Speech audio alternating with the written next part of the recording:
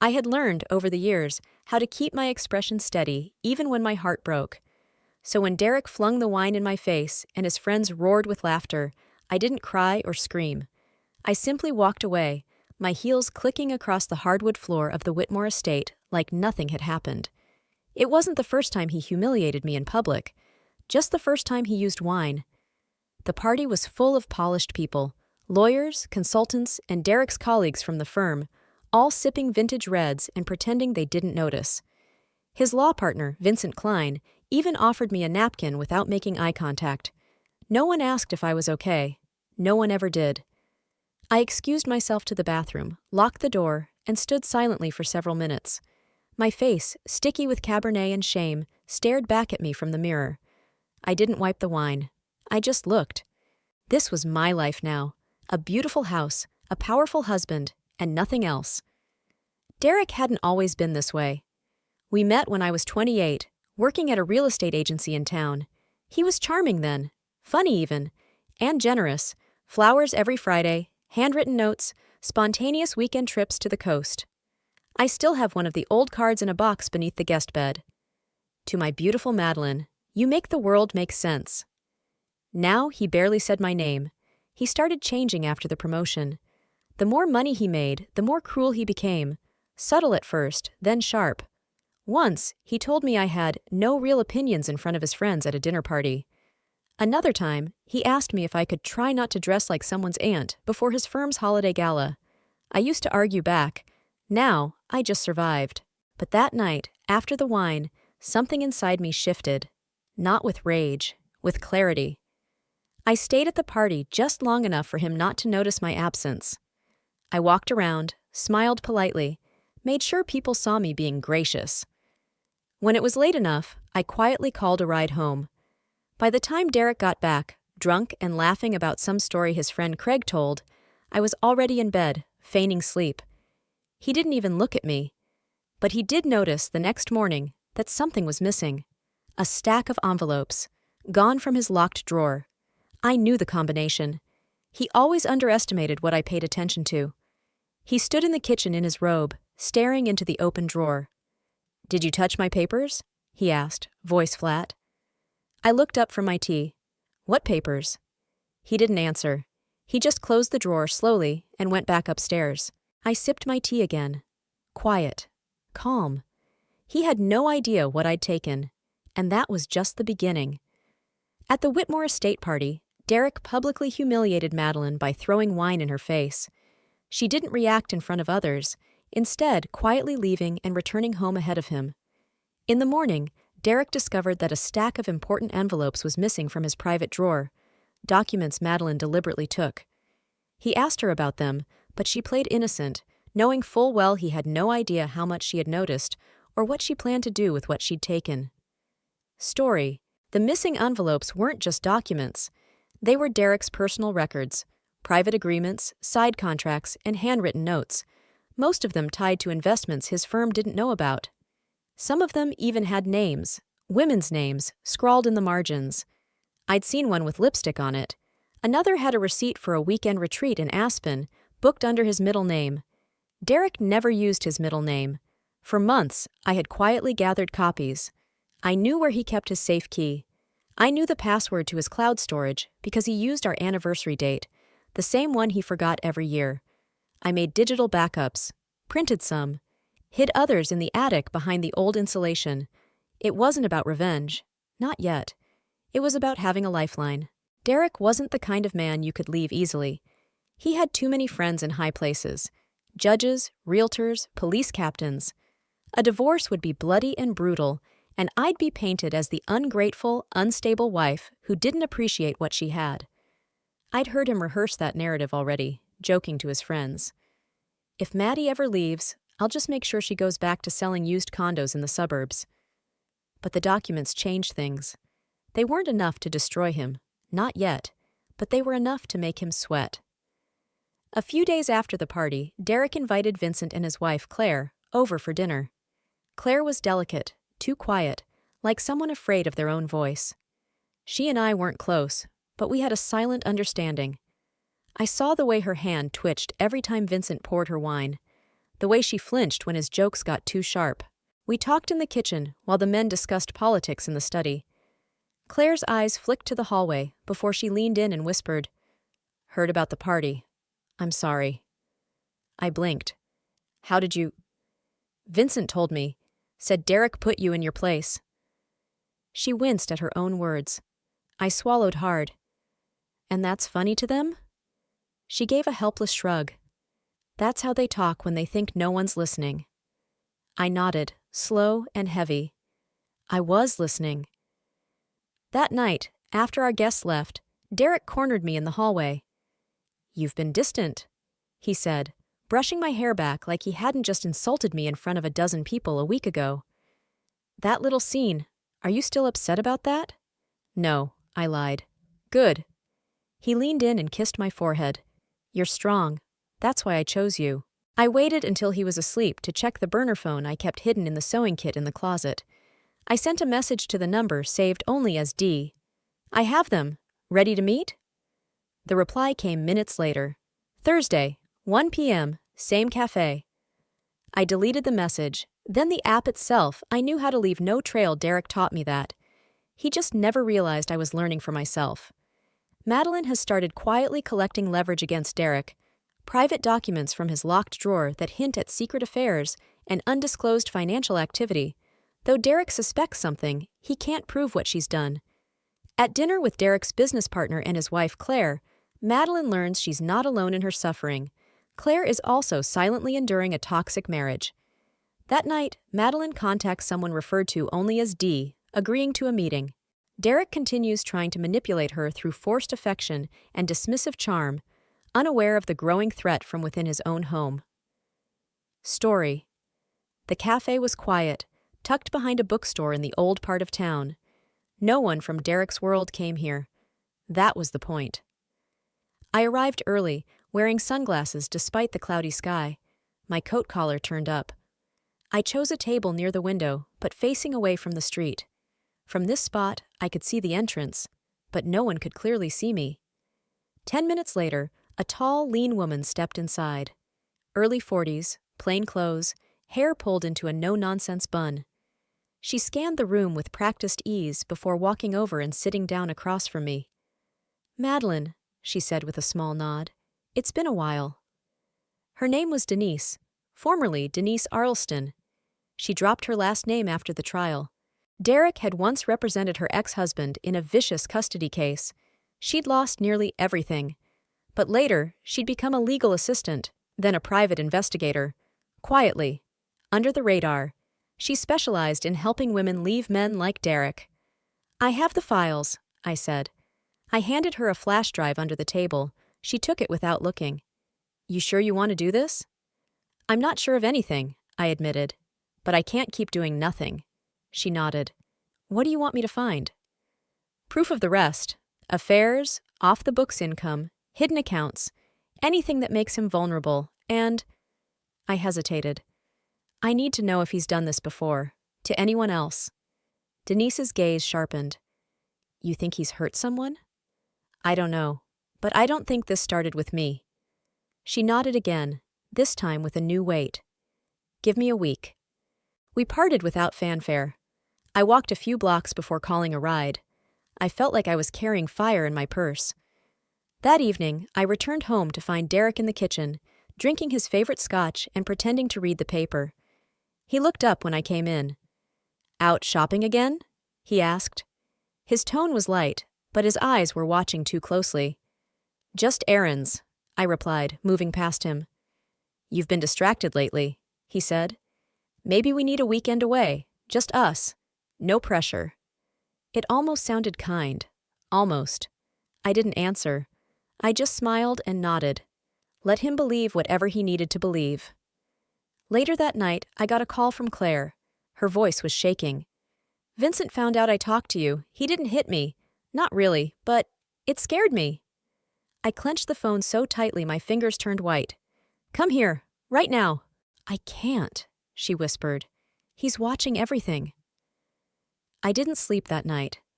I just sat on the couch, staring at the front door, heart pounding. Because suddenly I realized, Derek might start watching me too. 3 days passed with no word from Denise. I was starting to wonder if I'd made a mistake trusting her when I received a short email with no subject line from an encrypted account. Need to talk, not over phone, usual place, today. My pulse quickened. That was all I needed.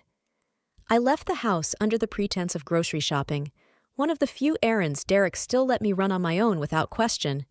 He preferred I keep busy with what he called simple things. It made him feel powerful. The cafe was emptier than usual. Denise was already waiting at our corner table, nursing a plain coffee, her expression tight. She slid a folder toward me across the table, keeping her eyes fixed on the window behind me. "Don't take this out here. Look at it at home when you're alone." "What did you find?" I asked. She glanced at me. "You were right. Derek's been hiding more than affairs. Offshore accounts, money moved through shell companies, some under your name." My stomach dropped. "My name?" "Yes. He's building a story in case you try to leave. Makes it look like you were the one siphoning money from the firm." My hand tightened around the coffee cup. "He's setting me up." Denise nodded. "Not just that. I found 2 past restraining orders, both sealed. One woman moved out of state. The other, she disappeared entirely. No death certificate, just gone." I didn't speak for a moment. My ears rang with a strange silence, as if the noise of the world had been pulled underwater. "Do you think—" I began. "I think you're in danger," she said simply. We left separately. I took the long route home, stopping twice to walk through crowded shops so I wouldn't be followed. When I finally got home, I slipped the folder into a hollowed-out gardening book in the sunroom. No one touched those. That night, Derek poured me a glass of wine without asking. I didn't drink it, just smiled and set it aside. "Still tense?" he asked. "Long day," I said. He sat beside me, too close. "I've been thinking," he said, his voice warm and performative. "You've been so patient with me all these years. Maybe it's time I gave you something in return." I turned to him slowly. "What do you mean?" "A bigger role, in the firm, publicly, some visibility. You've earned that, haven't you?" It was a trap. I saw it immediately. A way to tie me tighter, pull me into the web he'd already spun. "That would be amazing," I said, smiling just enough. He leaned in, kissed my cheek. "Good. Let's talk more tomorrow." As soon as he left the room, I grabbed my phone and texted Denise. "We need to act sooner. I think he's planning something." The following morning, I opened the folder Denise had given me. Inside were printed copies of wire transfers, asset lists, and names, some familiar, some not. One stood out, Ava Loring, the woman who vanished. There was a photo attached, grainy and low resolution, probably from a DMV record. She had kind eyes, auburn hair tucked behind one ear. She couldn't have been more than 30 when the restraining order was filed. Denise's handwritten note beneath it read, "Last known address, Greenvale Apartments, Apt 3B. Moved out suddenly in 2017. No forwarding info. Neighbors said she was scared all the time." I stared at the picture longer than I meant to. Ava had trusted the system, filed the paperwork, followed the rules, and still vanished. I didn't want to be a photo in someone's folder one day. I burned the image into my memory, then shredded the papers and flushed the pieces down the toilet in small batches. Derek had started watching the trash. That afternoon, I visited Claire. She let me in with swollen eyes and a trembling hand. Her cheek was discolored, faint yellow beneath her makeup. "Vincent's at the club," she whispered. "You shouldn't stay long." I handed her a USB stick. "Everything I have, in case something happens to me. Give it to Denise if you don't hear from me in a week." Claire's hand trembled as she took it. "You think he'd really—" "I don't know," I said honestly. "But I'm not waiting to find out." She swallowed hard. "What are you going to do?" "Whatever I have to." That night, Derek came home early, holding a manila envelope. He placed it on the kitchen table like an offering. "I had my team draft something for you," he said, smiling. "Your new position at the firm. Marketing director, all above board. You'll have your own email, salary, even benefits." I didn't touch the envelope. "What if I say no?" I asked softly. His smile faltered, just a fraction. I'm trying to give you more. You keep saying you want that. I'm listening. But not really, I replied. You're not asking. You're directing.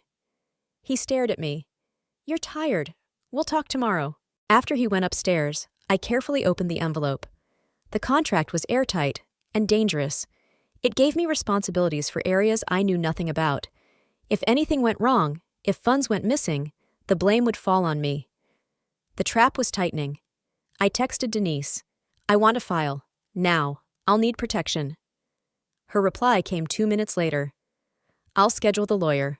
Meet tomorrow. Bring everything. And just like that, the line was crossed. There would be no going back. The next morning, I dressed in neutral tones, tied my hair back, and left the house early. I told Derek I had a doctor's appointment. He didn't question it. He rarely asked about anything that didn't involve his own schedule. The lawyer's office was quiet, tucked between a dental clinic and a shuttered florist. Denise met me outside and walked me in. Her presence was grounding. No smiles, no small talk, just a firm hand on my shoulder before the door opened. Inside, I met Helen Parks, the attorney Denise trusted with cases like mine. Mid-50s, gray-streaked hair, a calm but sharp voice. The kind of woman who'd seen everything and didn't flinch. I'll be honest with you, Madeline, she said, after reviewing the folder I brought. This isn't a clean divorce. This is a hostile extraction. I nodded. I'm ready. Helen laid out the next steps. Emergency protective order, a forensic accountant to separate my identity from the shell companies, and a subpoena for Derek's sealed past restraining orders. She said it might be possible to reopen Ava Loring's case, but only if we found something concrete. Disappearance wasn't enough without a body or a witness. We need to be strategic, she said. This man has power, money, and reach. We don't show our hand until we've secured your safety. I signed the paperwork with steady hands. Somewhere deep down, I thought I might cry. But nothing came. Just relief, cold and silent.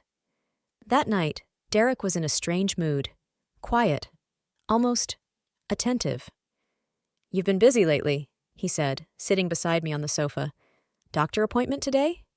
I didn't flinch. Just routine. He smiled, but it didn't reach his eyes. You know, I checked your calendar. Didn't see anything there. I felt my pulse spike. He had started tracking me. I forgot to put it in, I said, meeting his gaze. He leaned closer, voice low. You'd tell me if there was something wrong, wouldn't you? I always do, I lied. He reached for my hand and squeezed it a little too tightly. Good. I wouldn't want us to keep secrets. That night, I moved the burner phone from the sewing kit to the lining of my winter coat. I re-encrypted the folder on my laptop and left a second flash drive in a safety deposit box. I even wrote a letter, just in case. The next morning, Denise called me. I found something. You're going to want to sit down. What is it? Ava Loring had a sister. She filed a missing persons report in 2018, but it was buried. The report named one person of interest, Derek. There's a written statement from a neighbor who saw Ava being pushed into a black SUV. The license plate was traced to a company owned by Derek's firm. My hands went numb. There's no way he doesn't know we're circling him now, Denise added. He's going to tighten the noose. I exhaled slowly. Let him. 2 days later, Denise arranged a call between Helen, herself, and Ava Loring's sister, Carla Whitman. I listened in silently as Carla spoke through tears, her voice raw and hoarse from years of screaming into silence. They told me it was a dead end, she said. Said Ava was probably unstable, that she left on her own. But you never believed that, Helen said gently. No, Carla said. Ava was scared, but she was fighting. She was going to testify in another case, against Derek. She told me she had proof. Then one day she called me, crying, said she was being followed. I told her to come stay with me. She never showed up. That was the last time I heard her voice. There was a long pause. Then Carla added quietly, No one wanted to go after him. Not really. They said he was too protected. After the call, Helen's tone turned steel sharp. If we get her affidavit, Along with the neighbor's statement, we may be able to file a motion to unseal the previous restraining orders. That could open a floodgate. I nodded. Let's do it. But time was getting short. That evening, I found Derek in the garage, standing over my car with the hood open. He turned when he saw me, holding a wrench. "Oil change," he said casually. "Thought I'd take care of it for you." I didn't respond. He walked over slowly and wiped his hands on a cloth. "You've been out a lot lately." "I've had things to do." "I noticed you switched banks." My heart skipped a beat, but I kept my face neutral. "They had better rates." He leaned in, just slightly, and whispered, "Don't start keeping things from me, Madeline. You're not very good at it." He walked past me without another word. Later that night, I texted Denise. "He knows about the bank."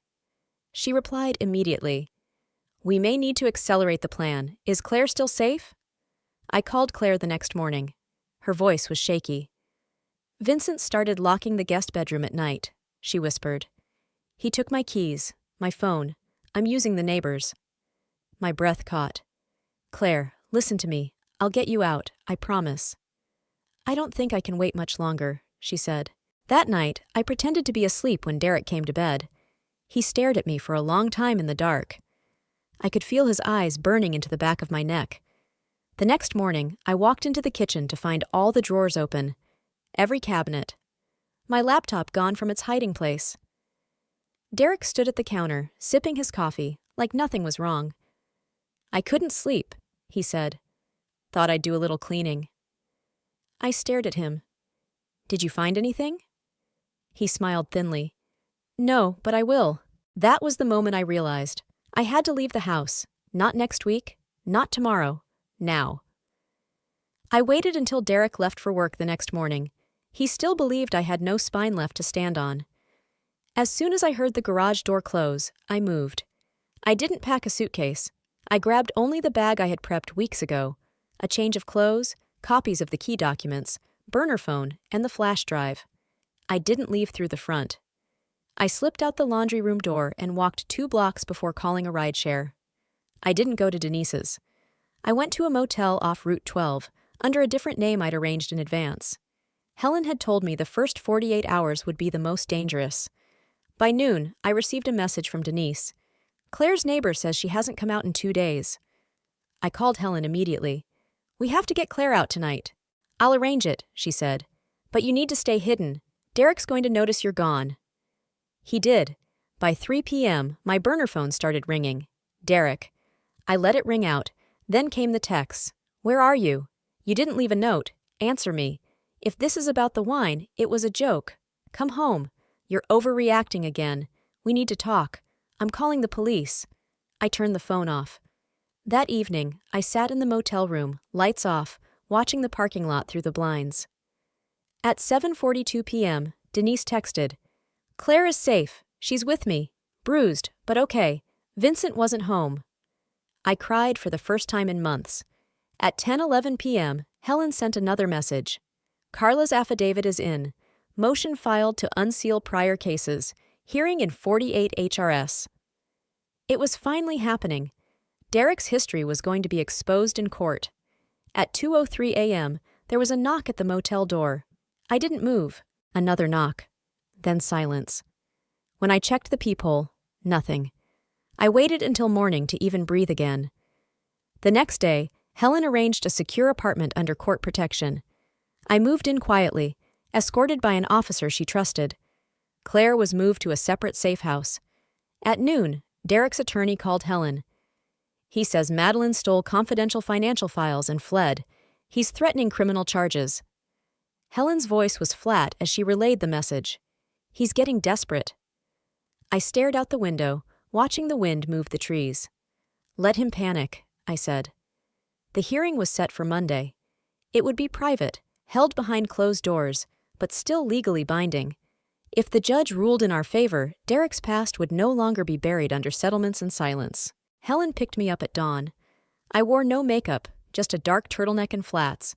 I didn't want to look composed. I wanted to look real. We arrived through the rear entrance. No reporters, yet. But we both knew that wouldn't last once the documents were unsealed. Inside the courtroom, I saw Derek for the first time in nearly 2 weeks.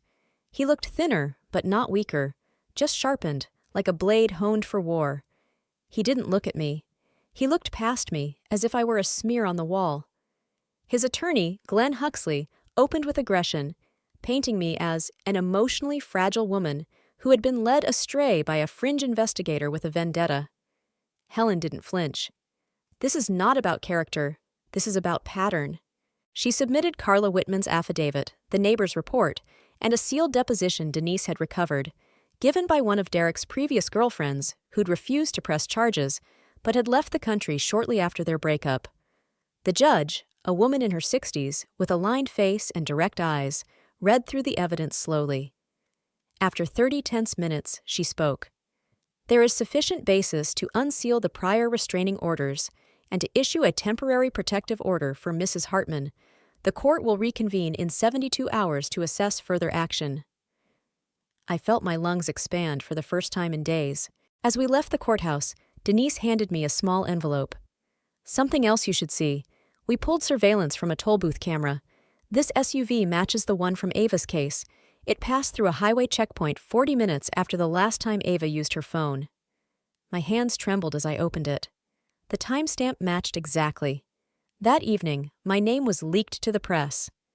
Wife of prominent attorney Derek Hartman files for protection, alleges pattern of abuse.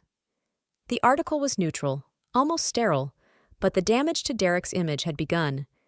I received 4 missed calls from unknown numbers, then a voicemail from Glenn Huxley. Madeline, this is Glenn. Derek would like to offer a resolution, discreet and outside the court. He's willing to drop all accusations if you'll agree to. I deleted the message before he could finish. That night, I sat alone at the kitchen table in the safe apartment. Claire had sent me a photo of herself smiling, her first real smile since I'd met her. She was somewhere warm, resting, free. For now. I pulled the flash drive from my pocket and stared at it. Inside was everything: financials, emails, transactions that could destroy him if released publicly. But using it would scorch the earth. No more negotiations, no more retreat. I opened my laptop, slid the drive in, and waited for the files to load. Helen's voice echoed in my head.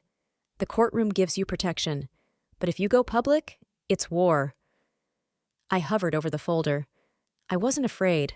I was calm, steady, because Derek wasn't the only one who could be dangerous.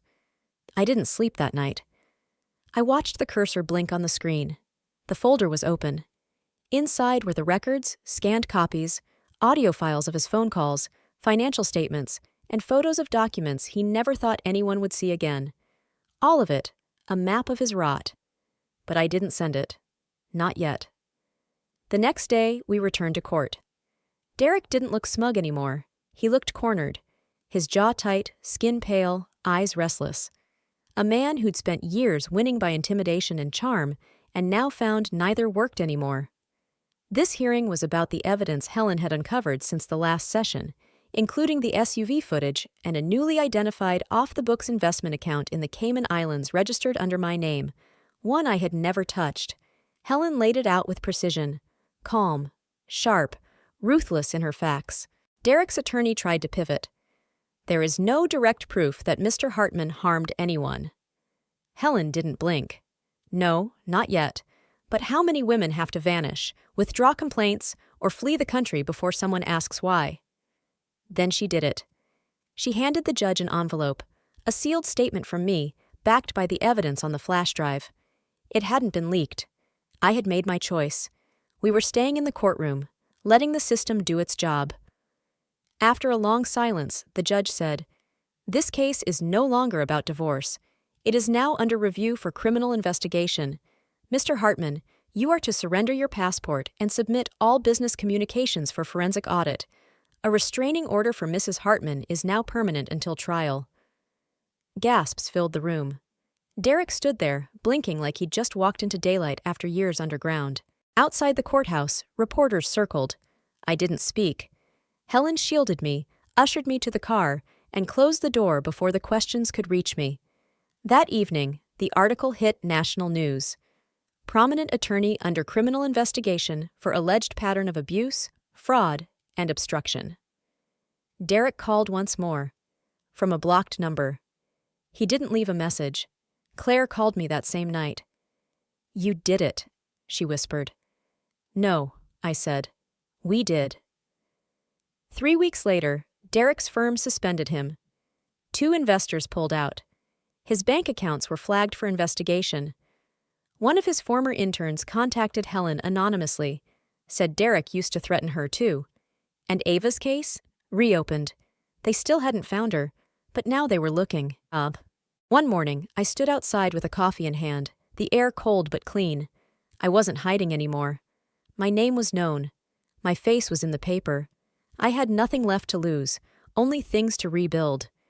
People think justice is dramatic, but the truth is quieter, slower. It comes like a tide, not a wave, but when it touches you, it changes everything. I went back into the house. The quiet wasn't empty anymore, it was mine.